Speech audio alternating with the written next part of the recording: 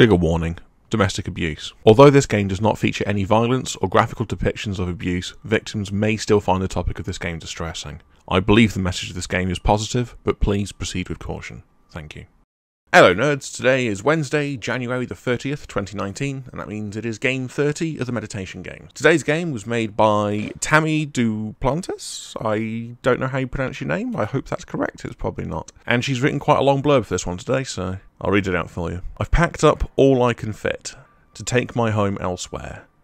This house gives me nightmares, but I need to rest up for the trip of a lifetime. 1 month ago, you don't love me. In this moment, I realised I should have left a long time ago. Behind me, fear and silent suffering. Ahead of me, a long struggle for stability. A quarter century ago, I first breathed. For today, I breathe again. Wow, that's pretty damn heavy. I get the impression this is about domestic abuse. From a family or from a partner? I'm not sure. But, well, maybe we'll see. Let's have a look. Okay, so this is actually in Visual Boy Advance, so that's kind of cool. I approve of that. What's going on here then? Can I move anything? Okay, I can turn... Oh my god. Okay. Yeah, this is the only button that does anything, so... I don't know what it does. Well, it's changing the colour. Excuse me, obviously, but...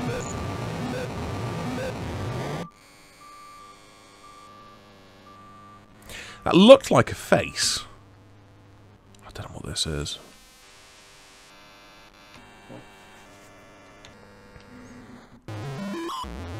Okay, that looks like a silhouette of a person. And lungs. Oh. It's red. That's the... You know, the bit that you breathe down your throat and your... whatever it is. But it's red on the alternate, and I'm not sure... Oh, what's that?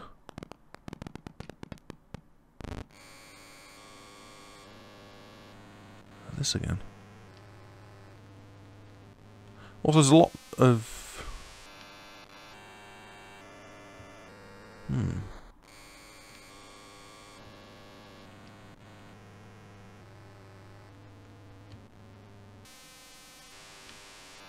I'd really love to know what this is. Oh, okay. Well, it looks like an eye. An open eye, which means... Okay. Right. Okay, hang on. That is a closed eye. And at the end, her eye is open. She's opened her eyes to... whatever's going on here. I still don't know what the hell this is, though. Okay, so yeah, that's a face, mouth, nose, etc. There's a lot of that really, like the visual styles incredibly jarring and disorientating. That music, that really loud, sort of static noise. I assume that's the person from the meditation blurb who was giving her, who was abusing her. So, whoever called her the bleep and said that, whatever it was.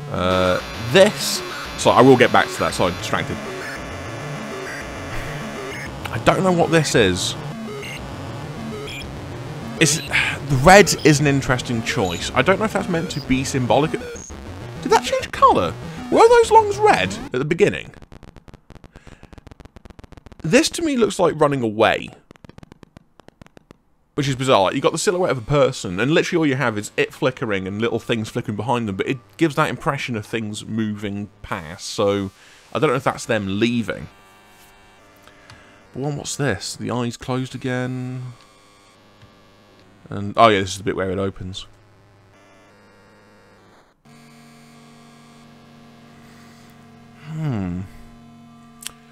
Okay, let's run this alongside the launcher. Let's read the blurb again. Okay, so it's not the best setup, but it's so we can see both at the same time, so let's restart that. Okay. Right, okay, at the top there is a time and date, which I neglected to read out before. I think that might actually be quite important. 3:35 AM, January the 30th. So that's at night. That's her sleeping.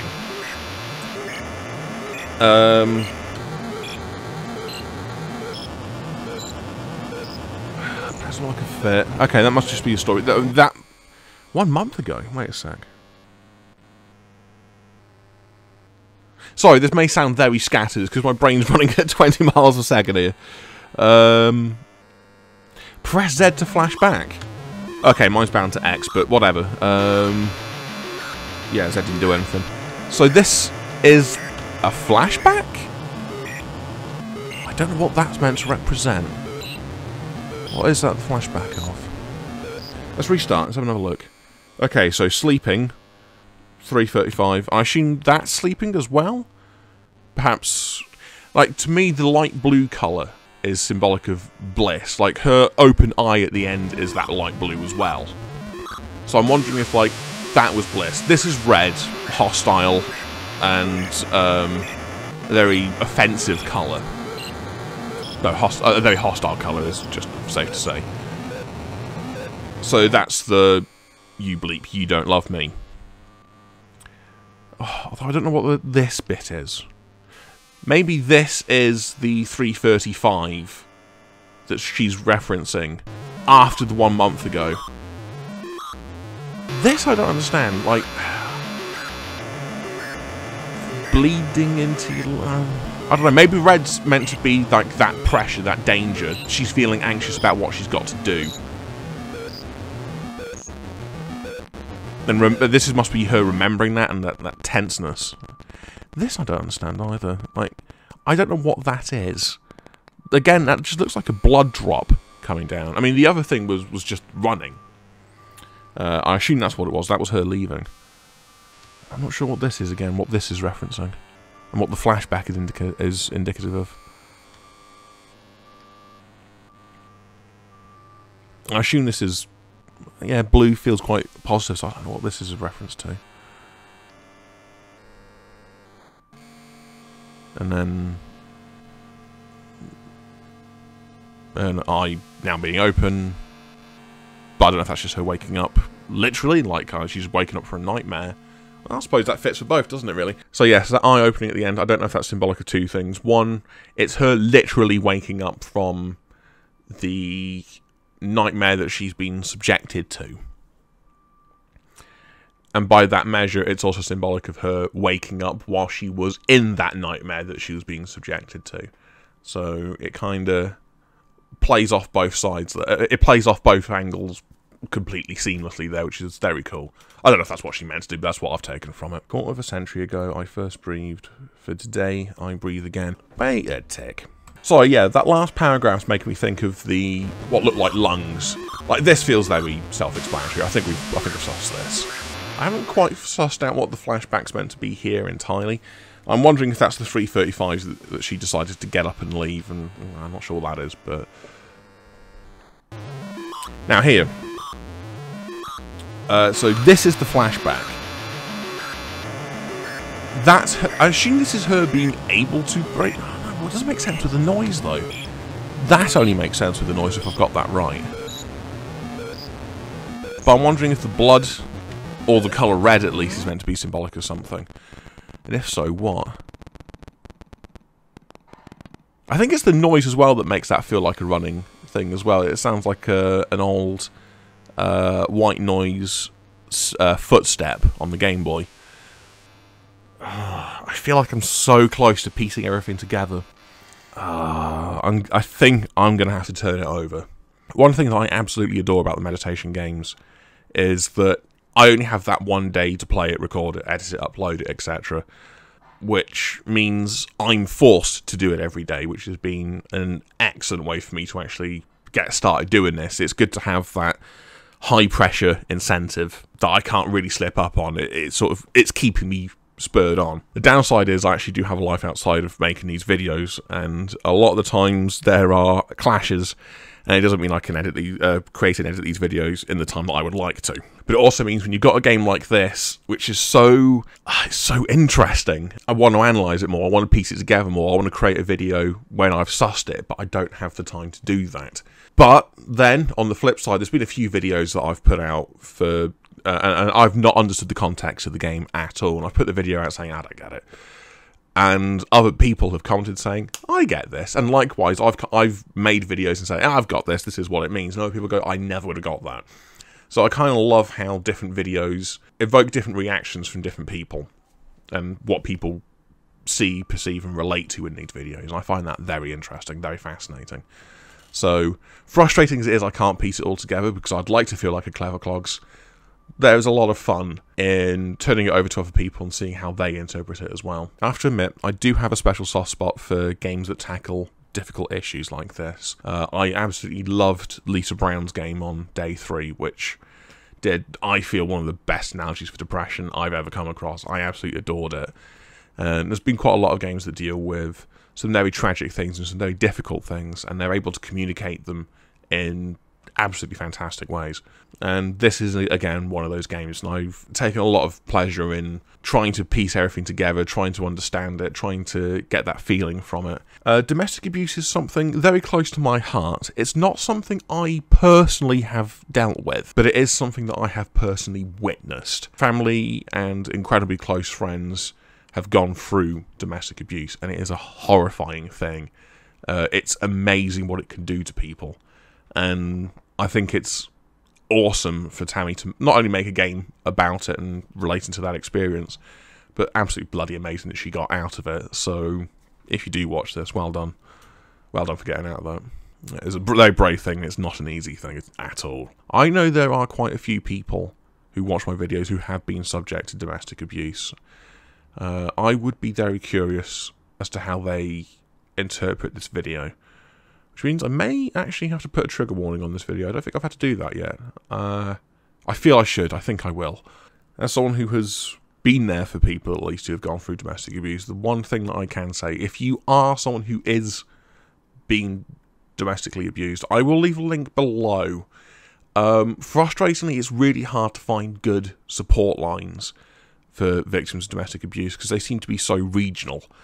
But the best site I found seems to be an American-wide one, at least.